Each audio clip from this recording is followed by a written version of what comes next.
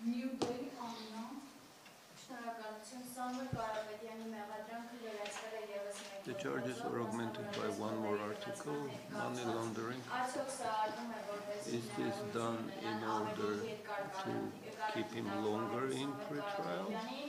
Եվ երկրորդ And the հարցը, second արդյոք question, դուք այս դատական նիստին հնարավորություն եք ունենալու ներկա գտնվել, will you որովհետև be անցած granted անգամ access to the courtroom later today, or because the last time you were barred? I believe I will get into court today. Հույս ունեմ, որ կկարողանամ դատարանի դահլիճում ներկա գտնվել։ We hope. Հույս ունենք։ And again, I believe money laundering charges Իսկ փորի լվացման մեղադրանքը are just icing on a distasteful cake. անճոռնի համով տորթի վրայի ջնարակն է։ Իսկ եթե թույլ չտան որևէ ձեր քայլեր What if they bar you from presence this time? What will be your response?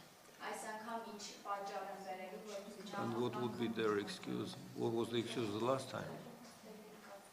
Well, once again, they were finding